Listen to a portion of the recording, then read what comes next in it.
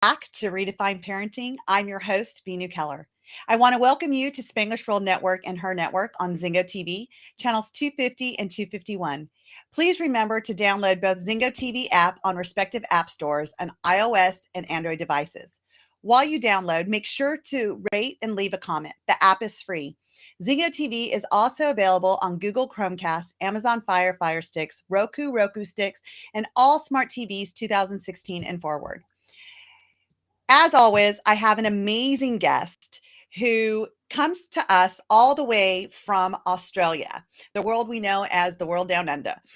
And I'm really excited to have our guest because him and I got on a conversation and he was explaining to me about his story and how he created the Resilient Dad podcast. And when I was thinking about resilient dads, I was thinking about how resilient are we as parents? Like, what are we doing in our life to create the resiliency that we need to take forward into our parenting? So without further ado, I want to welcome Pat. Welcome to the show, Redefine Parenting. It's such an honor to have you here in the middle of the night. Yeah, thank you very much for having us on your show. It's a privilege, and I look forward to getting into the conversation of resiliency in parenting. Beautiful, beautiful.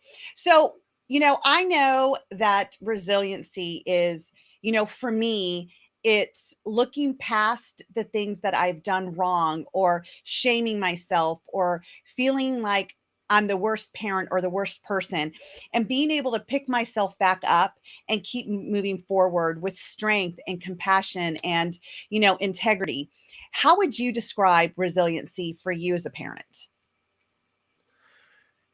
I think you're spot on with your definition there. It's the ability to pick yourself back up, understand that mistakes are going to be made, not get down on yourself, and be able to learn from those experiences, and in turn, that gives the example to our kids that that you're not going to always get everything right from the start, and that in terms of to keep going and being able to consistently keep at what you're looking to achieve. And I think I was very fortunate as a child, having the situation I did with my upbringing, because my mum was definitely one of the most resilient people that I actually know, with her, what she had to go through with her journey, and then having a child at a very young age, have cerebral palsy through a medical accident. So I think as parents, showing our kids the example of resiliency through our own challenges is a great way. Yeah. I agree. And, it's funny because I always look at, what my mom gave me. And as much as I always talk about the generational gaps, and we do need to allow ourselves to let go of that baggage, let go of the fact of how we were raised and raise our kids in the generation that they're into, right?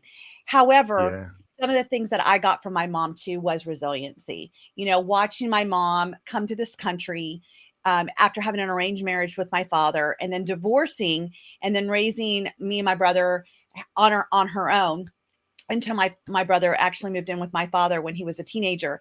And I watched what she went through, working two jobs, putting herself through law school, and still being able to put food on the table, a roof over our head, and clothes on our back.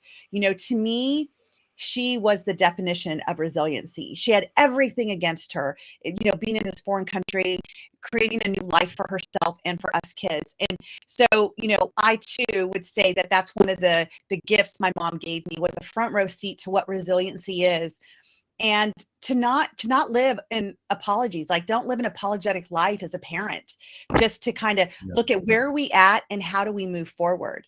So with your own story, you created the Resiliency Dad podcast. Tell us a little bit about how that even transpired. Yeah, so through my own journey as a child, being brought up, my parents separated twice. First time when I was actually 6, then they got back together, and they finally separated when I was 13. And then, for me, the one thing that I promised myself as a kid was none of my children were going to end up in that same situation. And as they say, where the things that you most focus on, the things that you're avoiding, that Yeah. you resist, persist in. Um, and that's what happened with my first son, Christopher. His mother and I had found out that she was pregnant after we'd already broken up. So, the situation I didn't want occurred. And from that experience of a child and an adult, I had those challenges of co-parenting. It's probably not the most ideal way to start a co-parenting relationship. There's a lot of emotions and so forth on both sides. So through that, I've had to have that resiliency to keep persisting and not allow that to stop life in terms of being able to function day to day. Or still working, still being able to provide for my family, and so forth. So I think I was lucky in a way with my childhood giving me that skill set. But then with I guess the work that I was doing prior. So I was in construction and property for nearly 20 years. And I just wasn't necessarily feeling very fulfilled. Um, and I'd seen a few incidences that had happened here in Australia, where a parent, two parents, in a period of 3 months had taken their lives and then also the lives of their kids, which is quite sad. So for me, I thought, no, there has to be a better way. And had, who knows what kind of upbringing those parents had, were they able to see through challenges in their younger lives to build that resiliency, to see that there is always a way through, the challenges and so forth. So once I'd seen those two incidences, for me, it was like, no, I need to do something more meaningful in my life. And that's why I started, Resilient Dad. That is so amazing, and it's interesting, like, I always tell people, "If your why doesn't make you cry, it's not your why," and it looks like, through our time in our life as we grow up, situations show up in our life, which really give us that. I don't know, I always think of like a slingshot, like, this, like, pushes us forward to say, "Yeah, this is what we need to do," you know? It's Yeah, for me to be able to give kids a childhood they don't have to heal from comes from the fact that I don't want another child to not know that they're worth it. I don't want another child to feel like they don't belong and that they're not loved. I don't want another child to ever contemplate suicide. I think that, when we have children that are contemplating it, or feeling like they don't belong, they grow up to be adults that have suicidal tendencies. And yeah, we look at that as a coping mechanism that, and I know because I was there. I was that person that felt like, you know what, when I'm done and I've raised my kids, I'm out. Like, I always felt that that was going to be my way out. So I didn't have to yeah, suffer anymore. I didn't have to feel like I didn't belong anymore. And to be honest, it was the my own resiliency that kept me going to say, you know what? I'm going to stand up, I'm going to dust myself off, and I'm going to keep going forward, and being able to go to a personal development event to realize that I have the opportunity to write my own story. And yeah, what do I want my story to look like? Not just for me, but raising my children as well. What do I want my story to look like for them?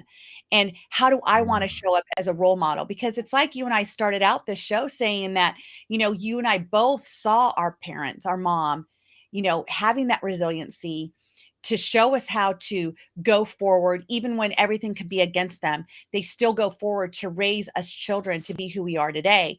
And so, it's interesting how, watching what you watched with those parents that committed suicide and took the lives of their kids, and watching what you were going through with the whole co-parenting, you know, it's like what catapulted you forward to say, I want to create this. So what is your, with the resiliency dad, what is that? Like, what do you want to teach parents? I mean, and I know that you say dad because you're a dad, so you speak from your own yeah, experience. correct. And we have moms listening on here. We have grandparents, we have aunts and uncles. What is it? What's the message that you want to give people through your podcast, through your speaking, through your coaching? that challenges are actually blessings. They're opportunities, and if we can have that mindset, then our kids can also see that the challenges that they're going to have in life, they're actually opportunities and signals that there's an area for an improvement. There's an area in yourself. Always looking within yourself first to see what is it that I not necessarily what are the skill sets that I need to obtain, or is it, even with, raising kids, it's like patience. That's one of the biggest things that I've, learned so far with my kids, that in terms of, that's the biggest challenge. It's having that ability to have that, I see that patience and compassion and empathy as part of resiliency, because it's being able to control myself, my own emotions, and being able to work through it, in a productive way, instead of letting my emotions control the outcome of the situation, and being able to look within first, and then be able to see how can you actually contribute to make the situation better. And gratitude.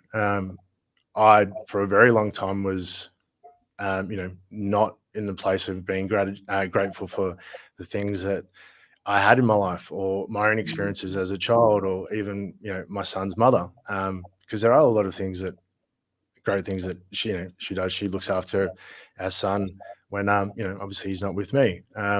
So there are a lot of things you can be grateful for if you really take the time to have a look. Right. I love that. So he's saying for the listeners out there, like, look within, look within yourself and see what's there.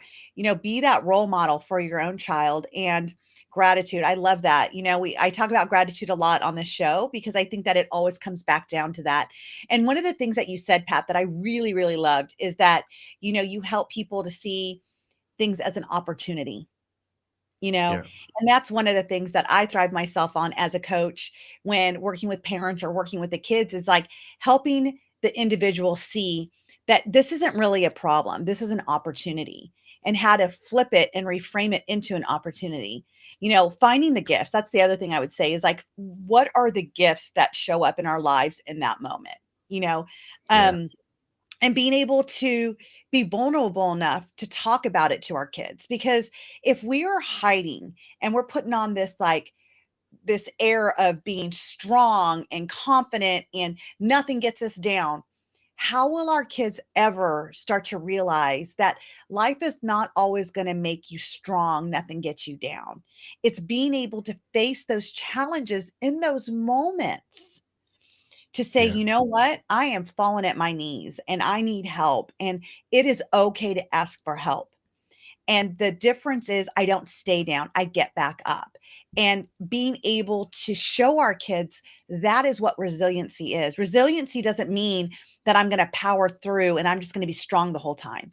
Resiliency to me is having those vulnerable moments to share with your children, and for them also to get the lessons out of it. yeah. And you're saying being vulnerable and being that example to them. For me, for a very long time, even the thought of saying sorry to my own kids. That my kids are so young. They're 6, 3, and 1.5. Um, and to my 3-year-old, apologizing when I'm not demonstrating the leadership that I want, um, so that he sees that, okay, well, if Dad's can say sorry, then that means that in terms of he makes mistakes, and it's not just me, that I'm being told that I need to say sorry for whatever, something that he may have done, and seeing the opportunity in not necessarily doing everything for them, and allowing them to trip up, and not necessarily succeed on the first attempt, and just helping and guiding them through. I'm always looking for the opportunity with my boys. I If love it. whether it's riding a bike, and my little one's like, I, I'm hurt, and it's like, okay, let's assess. Are you okay? Yep, all good. Let's get back on. Let's keep going. I'm not gonna carry your bike home. You wanted to ride your bike. We're gonna ride your bike to the park, and you're gonna ride it back. but we're going to make sure you're all right. You're good. Okay, let's get back I on. I love that. It's like, they say when you fall off the horse, you gotta get back on again, you know? Don't That's it. fear the thing that you fell off of, you know? I Yeah, say fear the fact that you don't wanna overcome it. That's where I would fear. Like, what is stopping me yeah, from wanting to overcome it? And I love that you do that, you know? "You okay? Great. Let's get back on, and I'm not carrying your bike." I love that. And I think I love it so much because I'm like that too, you know? Um, Even like walking the dog, like my husband and I a few weeks ago, we were like, oh, it's early in the morning. Let's take the dog for the walk. And halfway there, the dog is like, like panting. And I'm like, I mean, I'm not ready to turn around. And the dog, like, I'm not gonna carry the dog. You know, he yeah, wanted to come with us because he did, he was running after us. So we're like, "Okay, well, we'll take you." So, I didn't carry the dog back, either did my husband. Like, the dog went with us for the walk, and then we turned around, he came back, and, he drank his water when he got home and kinda passed out for a little bit. But again, yeah, it's like installing this in our kids, in our animals. It's like, when you start something, you need to finish it, because where will yeah, this play out in their lives as an adult? My listeners have heard me many, many times. This is our boot camp with our kids, right? This is our chance to show them how to prepare them to get ready to be an adult. What's going to happen when you walk out that door and you're ready to be that adult after 18, mm, going to college, living on your own, getting a job. Have I prepared you? Have I taught you resiliency? Have I taught you to start something, you finish it? Have I taught you to take pride in what you do? You know, don't be mm, sorry if you're going to keep doing it again. Be aware of what you're doing so you can change it and then be sorry. These are the things that I want to install in my children as well. And I was even, talking to my kids this morning about, just because I don't wanna be around, my kids when they're being disrespectful or they're not being nice to me or they're not being nice to each other, doesn't mean I don't love you. And I use this example. I said, if there was a kid at your school that you really, really liked and you really saw the good in them, but they always treated you bad. They always disrespected you. They always said things to you that weren't nice, you know, would you want to be around them? And they both said, I wouldn't want to be around them. I said, but could you still like them? Because maybe you saw their greatness. And they're like, yeah, we could mm. like them, but we wouldn't want to be around them. I said, so could that be true? Could that be true here? Could it be true that I love you? And when you're not being nice to me or you're not, being grateful for what has been provided for you, is it okay to step aside and say, I don't want to be around you right now? And it made them think. They're like, well, yeah. And I said, "And could I still love you though? Could I still see your greatness in you though?" And they're like, "Yes." And immediately Great I said, example. "So what would you wanna change?" And they're like, "Well, I'd want that person to be nice to me. And if that person was nice to you, what would happen? I would wanna be around them." And I said, "So what would have Mm, to change?" And they said, "Mom, we would have to be grateful. We would have to be grateful for what you do. We would have to respect you and not tell you no when you ask us to do something." yeah, What an amazing opportunity for me to use that example with them, right? That we may not yeah, like the way people treat us, and we don't get what we deserve. We get what we tolerate. If you continue to tolerate for someone to treat you bad, treat you disrespectfully, not be grateful for what you do to help them or aid them, you have a choice to continue accepting it or to walk away, mm, And to yeah. me, again, It's that's very important. resiliency. Yeah, and that's a very important lesson, to be able to teach our kids because our behavior patterns are ingrained from as a young child. The conditioning that we have to see what's acceptable and what's not, and what an amazing gift to give to your kids that opportunity to see that just because someone doesn't mean that you don't care for them, or doesn't mean that you don't love them as their mother. But if they're doing something that you don't necessarily agree with and don't believe is the right thing, that you don't have to accept it. And I know, unfortunately, that was one of the things that I always was a pleaser. So for me, it was like it didn't matter what necessarily someone did. If I felt that they were a good person or they had the right intentions, then that's okay. But it's not. and I'm not actually helping that person either by tolerating that behavior, because that's allowing them to believe that that behavior is okay as well. Right, and it's the setting boundaries, right? It's like, I'm allowing my kids to know that I am worth it. I am Mm, worth being respected. I'm worth, feeling, seen and heard to my own kids. We're always like, "Oh," and I teach this when I'm coach is like, "Do you see and hear your kids?" And I also teach kids, "Do you see and hear your parents?" Because we do not need to forget for 1 minute that we also are human beings that mm, need love. We still need to feel supported. We still need to be seen and appreciated. We still need to feel we belong as your parents in this world with you and that we are loved.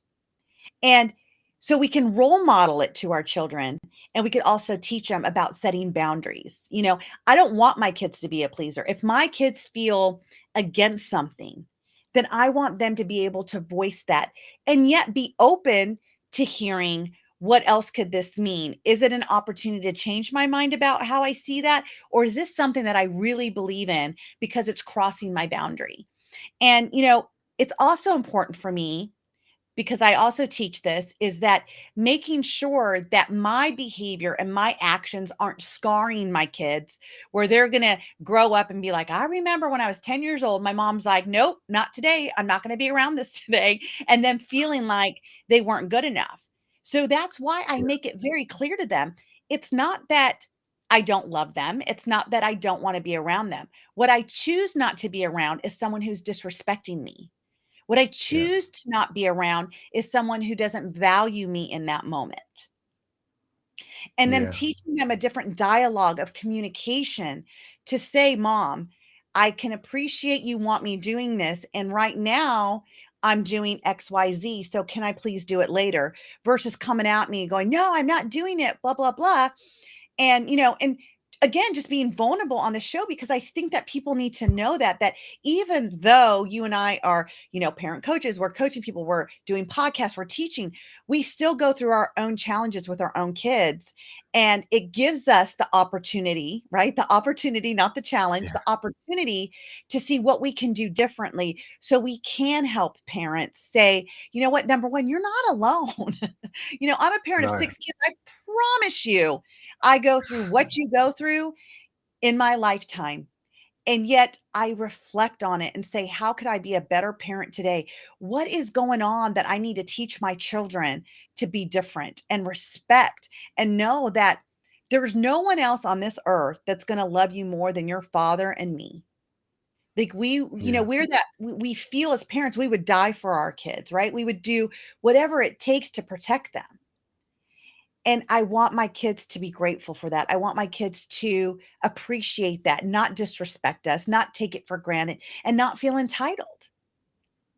yeah. Uh, and that's a great point. Of our kids not feeling entitled that they just deserve to have whatever they want or everything's going to be given to them, and leading by example. So one of the things that I always ask myself is, the actions that I'm about to do, is that the example that I want to leave to my kids? Would I be Mm, happy with them behaving in that way? And that helps me check myself to see, am I in line with what I believe, you know, I want to, the example I want to lead as a father, to my boys. Because one day, if they have the opportunity to be fathers themselves, I want them to be able to already have those, those values and the beliefs that they have on what they believe in terms of what a father should be, and to not have any, I guess, like you said, traumas passed on from their childhood. right, right. My older boys, when their father and I divorced, and he got stationed in California, and we were still in North Carolina, that he didn't have an opportunity to see them a lot, and the distance got further and further. And you know, I remember telling my kids, I said, your father did the best that he could with what he knew because his father was even more absent than he was, right? So in his Yeah, mind, and it goes back to definition, right? So he felt he was doing better than his father did with him. Like, at least he's in contact with you. At least he reaches out to you, where his father didn't. And now I get to see my son be a father to my granddaughter who's 5, and he's an amazing father. And it's almost like, you're either going to pick up where your father left off and continue that, Yeah. or you're going to go to the other end of the spectrum and say, you know what? I know what it felt like to not have my father there. So what do I need to be like for my child now? And so Yeah. sometimes, we and people have probably heard this many times from different people, but you're either part of the solution or part of the problem, you Yeah. know? And one thing that I want my kids to know is I do everything I can to be part of that solution. And there's times that I feel that maybe I am part of the problem. And so again, it's like you said, you check yourself, you check yourself, you ask yourself a better question, and one of the questions that I tend to ask myself is this going to take me towards what I want or away from what I want? And in that Yeah. moment of what I'm wanting is to be a better parent. I want to set an Yeah. example for my kids. I want to create that space so our children know that there's an open, safe, and trusting space for them to share. And I know my daughter even said the other day, she goes, I just want you to be joy, mom. Like, can you just be joyful? And in my mind, I'm joyful, right? Yeah. So I said, well, what would that look like? And she's like, I don't know, just joyful. Isn't that funny? She doesn't know what that would look like. Yeah. But to her, all she knew is she wasn't seeing that in me. And so Yeah. again, it gave my daughter an opportunity to understand in that moment.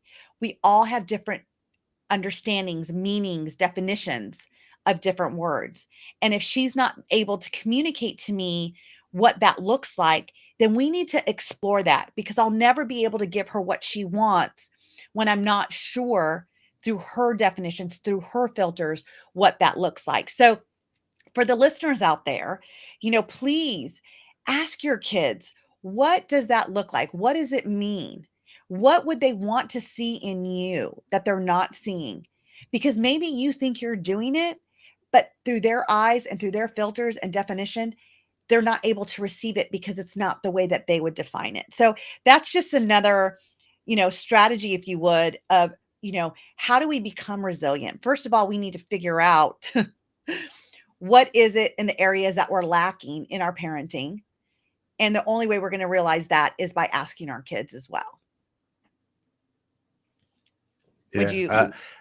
I definitely agree with you. And being able to discuss things and even like asking the questions to your kids so that they start to think about what is it that this actually means, or what's actually happening, and that's only really something of late that I've really made an effort with my 3-year-old, because I've realized that how young he's actually understanding things, and that I need to not treat him like a little toddler anymore, because he's not a little toddler, um, and having that ability to have those discussions and ask him, what, why do you think this happened, or how do you feel about this, or do you think that it was okay to behave in that way?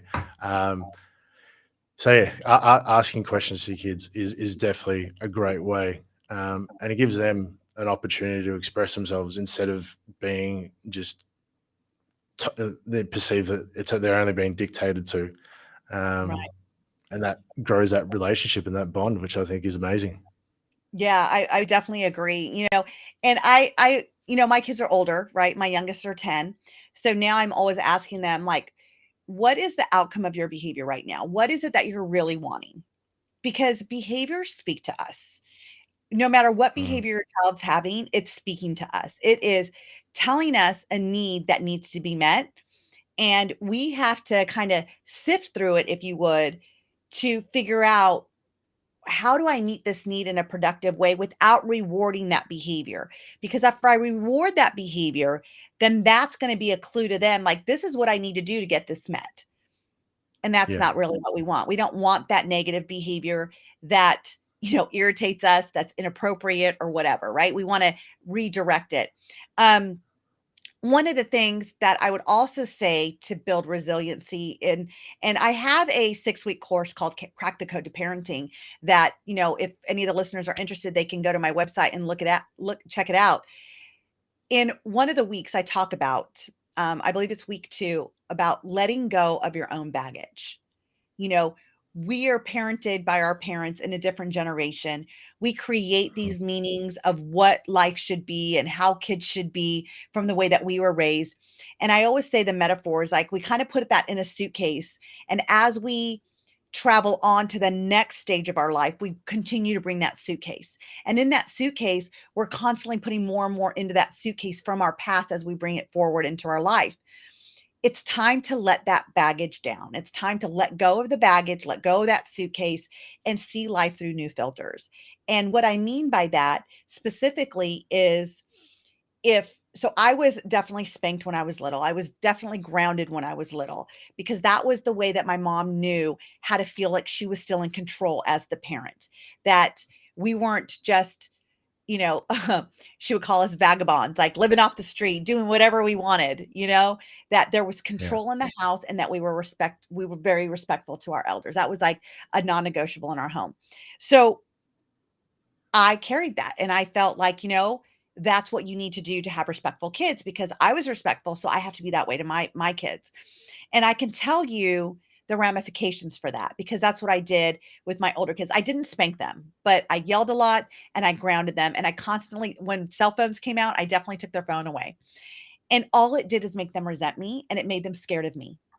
And as Yeah. much as I thought my kids were talking to me and telling me everything, there was a whole heck of a lot that they weren't telling me because they were afraid. They were afraid of the consequences. They were afraid to get in trouble. And what I realized when I had the twins with my husband, um, that I had to let go of that baggage. I had to realize that creating my kids to be scared of me in order to them for them to respect me was not what I needed to do. And it was allowing myself to put down that baggage and become the parent my child needed me to be. And hence, that's why I call my show Redefine Parenting. It was that moment, that pivot that I had to redefine how I parented. And honestly, that was probably my biggest pivot in my life that I realized how resilient I was from my childhood and how strong I was and courageous I was to pivot in the way I parented, to be the parent my child needed me to be able to hear my child, see my child, and recognize the behaviors they're having in order to get a need met and be able to shift and provide what their need was in a way that the behavior didn't get rewarded. And it's huge. It's really huge when we start to realize that how much baggage we really do carry from our childhood. And it's something that you said before about your mom is that you saw how resilient she was and you were able to adopt that. So again, it's not letting go of all the greatness that we've seen in our parents, but it's I guess you would say readjusting to where we're Yeah. at today. Yeah. And I love your baggage analogy because that's something that someone asked me like, would you continue to carry, all the stuff from the past through your whole life? And like you said, you keep adding new things to it, and the bag gets heavy. So Yeah. it's a lot easier to actually let it go of all the things that no longer serve you, and just be able to like you said, redefine who do you want to be. You don't have to be what you were taught necessarily, because that's what our parents knew based on what was available at the time. And you know it does take a lot of courage and effort and strength to be able to do the things that you're mentioning, having looking at things through different eyes, not taking the easy approach of, whether it's yelling or screaming, because that's just the easy option. But the outcome actually doesn't, you don't get what you actually want. Mhm. Because your kids, like you said, they become fearful of you, and they're not going to be open to come to you at times of where they may get themselves into trouble, or where you really want them to be able to feel comfortable that they have that relationship, that you're not going to scorch them because they've done something wrong. Right. And I like what you said also is like to be okay to say sorry to your kids, to be vulnerable enough to say, you know what?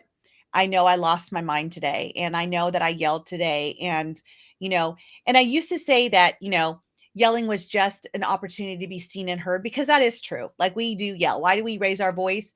Because we're not being heard. So we're going to take it up a notch, right? We're going to take it even louder so we're heard and we're seen. Yeah. And I've also realized even more recently that yelling also is a release. It's a release of energy that has been, you know, pent up in us, if you would, for so long, and things start to stack. They start to stack in us. And sometimes as parents, our kid does one thing and we're like, "Okay, let's not do that again." And then they do something else, and then that stacks. And then they go back and do what the first thing, and then it's just that stacking effect and stacking effect, and where we get so upset that finally it's kind of like that volcano. It just blows our top and we just come out full force, because yes, we want to be seen and heard, but we also want to just release that energy that's inside of us. So, you know, when I am learning myself as I'm on this journey of being a parent still, is resiliency also is taking ownership for my own behavior, recognizing the effect that I wanted it to have, and is there a different way to do it without taking away from my children, or without making my children fearful of me, and yet still having that impact of Mm. getting them back on track or getting them to realize and take ownership of their behavior? I'm curious if you also have any, with the journey that you've been on and recognizing with the whole co-parenting and then being married and having, more children, what have you recognized for your own self on this journey? In the sense of creating more resiliency in yourself. It's those opportunities like you're mentioning where you'll be asking a child for something, and they're not necessarily listening. And it's, for me, I see it as, and I look at it in from the perspective of working out or going to the gym. For your muscle to grow, you need to break that muscle, and then you're able to do one more rep, or increase the weights. So it's every time that I try and put it as a game for myself. So I don't go into the space of anger, and seeing everything as, okay, I can either, if I'm so busy, what's the most important thing, for me? It's to be the best, husband, father that I can be to my family. So the only reason that I'm not necessarily putting the effort and time in is because I'm worried about something else that I need to Right. do, because I'm so occupied. And this actually happened to me last Saturday. Um, I'd planned to do some work during the day, but my son was playing up after breakfast, and I was like, okay, I can either go do what I need to do, or invest his time to actually spend it with my son, to work it through his what he's going through at the time. Um, and for me, it helped me to, and it's taken many attempts for me to get to that point, but to say, okay, the only reason that in terms I'm getting frustrated and angry is because I've got maybe something else, or there's other things, but what's the most important thing to me? And that was an example on the weekend with my 3-year-old, with my son in Melbourne, who's 6 now. It's we Skype every 3 times a week, and Nice. sometimes we'd talk for ages, and sometimes it's literally like, "Hi, Dad, I gotta go watch TV. Love you, bye." So it'll be like 5 seconds, and I used to get really upset about it. Where now it's like, you know what? I'm grateful for the 5 seconds that I got to speak to him. Mhm. Um, he's a kid. I wouldn't, what can I actually expect of a 6-year-old, to have a full on conversation with me, um, over Skype.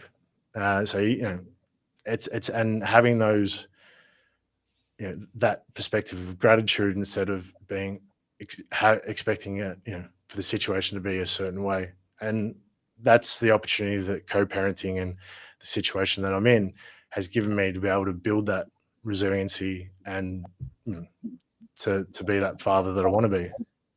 Right. You know what I think is beautiful about that?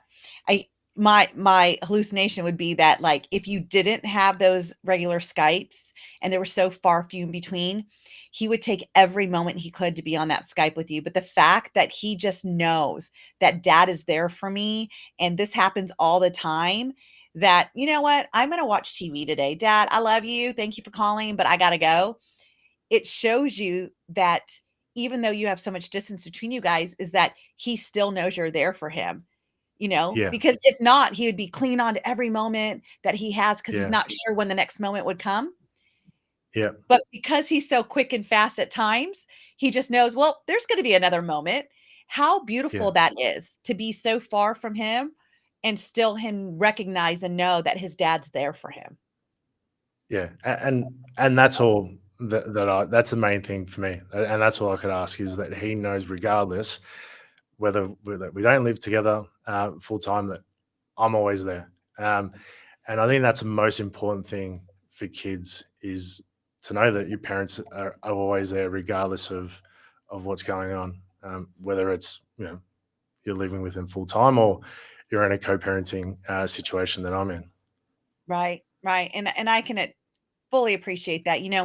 I have 2 stepdaughters that, live quite a few hours away from us, and now that they're older, we're seeing less and less of them because that just happens in life, right? Like, your kids get older, Yeah, friends get important, and the fact that all their friends are over there, they don't have any friends here, it becomes a challenge. But what the one things that I love about my husband is that he still connects. Like, he's constantly FaceTiming with them, and it's learning to maneuver through that and take away any of the guilt that the kids feel because, well, I feel bad because I haven't seen you, but I have to work, or I want to go out with my friends, or, it's homecoming, or whatever it is. And, and as much as it hurts, and I'm sure it hurts you too, it's letting go of that and just appreciating that they took the minute to talk to you. They took the minute to be there with you. And it's more important for my husband to get rid of his daughter's guilt of not being here than it is to say, well, I'm hurting and whatever. And I love that about him. I love that my husband continues to connect with his girls, even though they're, a distance away and we don't see him as much as we used to when they were little. So yeah, I think there's so much of that in our children's life that's important, especially when you are co-parenting with someone else. There's different values, there's different ideas being, you know, spoken of, living by. And so it's coming together and, just being the best you can be in that moment for your child and letting them just knowing that they're going to soak up what they need to soak up in that moment with you, yeah. you No, know. it's yeah. It's perfect in terms of what you said with the way that your husband's are able to still have that relationship and connect. It's not about him, and it's about him being the best dad that he can be for his daughters, so that they know that he still cares. Um, and at the time of need, I'm sure that they'll go to him because he's always been there. Yep. Yeah, absolutely, absolutely, and I mean, honestly, that's one of the reasons why I fell in love with him is how important his daughters were to him, and Yeah, seeing the effort that he put in all the time, whether it was allowed or not, he never stopped always pursuing to see his girls and be with his girls, and I fell in love with that. Like, someone that can love his kids so much is definitely capable of loving, right? And so yeah, when I was dating him, I was like, wow, like, this is amazing how dedicated he is to his girls, he always put them yeah, first. So, again, we're talking about resiliency, and resiliency shows up in many facets of our life as parents, as individuals, in our business, you know, and it's so important to know as parents that we are going to fall. We're going to fall a yeah, lot. And resiliency comes down to, you know, it's when is it time for you to get up and dust yourself off and do it again? You know, I think it was great about what you explained about that story about your son falling off his bike. And it was like, "Well, I'm not gonna carry it. You know, you're good? You're good? Okay, we'll get back on it because 'cause you're riding it back home." Yeah. What a beautiful metaphor of what resiliency is, you know? It's yeah, and giving your kids the opportunity to build that muscle from a young age. I think it's so important these days because I don't think the opportunities there are enough, or it's seen as an opportunity. It's seen more as a problem, or you know an issue than an actual opportunity to build that strength. Right. I couldn't agree more. You know, even with, like, my kids at school, um, you know, they get I we just got their progress report, and I was, like, talking to them in the car, and I said, "You know, if you're happy with these grades, then rock on," you know? "And if you're not, it's up to you to figure out what you need to do differently to get your grades up," you know? Yeah, And because I want my kids to know, like, again, it's building resiliency, like, you don't have the grade that you want. Are you gonna sit with it and accept it? Or are you gonna grow beyond it and say, "You know what? I'm obviously not putting everything I got into this." And if you are, then how do you ask for help? Because you're missing the boat on something. mm, And what are you willing to do to take ownership? I really, you know, ownership is so important to me, and especially as my kids are, you know, double digits now, they're 10, almost 10 and a half. It's time to start teaching ownership, you know? And it's interesting because like I said, it's a journey, and I wish that I knew back when they were like 2 and 3 what I know now. It's yeah, take ownership even at a younger age, you know? You know, if the siblings are fighting, okay, great. I I could appreciate that that did not feel good for whatever your brother did to you. Tell me what you could have done differently, you know? So they learn to take any part of the ownership that they can. And again, as I was saying today, is like teaching them now, how do you set boundaries of what you're going to tolerate and what you're not? If your brother is disrespecting you, don't sit there and fight with him. Don't sit there and give in to him. Set your boundaries and say, I'm choosing to not be around you at this moment. You know, so it's setting boundaries, it's teaching them to not tolerate things that do not, you know, align with who they are, and it's teaching them ownership. These are definitely skills that will help your child to also be resilient. So, you know, Pat, we have a few more minutes left. Is there anything that you would want our, you know, our listeners to hear, to know, some nuggets that you can leave them with? just to lead by example, and your kids need to see you, be resilient, or not give up on the things that are challenging, so that they can see that a challenge is an opportunity, and to give them that opportunity to build that muscle, and not necessarily just always find the solution for them. Give them the opportunity to find the solution, and connect with them so that they feel safe in that space. And I love what you're doing with redefining parenting. I'm grateful that my kids are so young, but there's always so much to learn. So I love what you're putting out there, and it helps me. So I appreciate it. Thank you, Pat, so much for being on Redefine Parenting. And I'll tell you, you know, there's not enough of us out there that are being vulnerable enough to share our experience and to teach other parents as we're learning ourselves, right? Like, I just want to say to parents, we're in this together. It takes a village. You're not doing anything wrong. I'm not doing anything wrong. And there's always another level. One of my mentors, he says, you know, there's always another level. When you think you've reached that level, there's always another level. So, you know, be open to saying what else. And as I always say, be curious, not critical. It's the only way we'll be able to give our kids a childhood they don't have to heal from. So, if you are finding value in the conversation here on our show, please join our Redefine Parenting group on Facebook for even more tips and conversations. Do someone you know a favor and share my group with them as well, so they too can hear what they need to in order for them to feel supported in their own parenting journey. This show can also be heard on Spanglish Radio Network. Please check out www.spanglishworld.ca for all the news and programming. Spanglish World, watch it, hear it, read it, download it, and live it.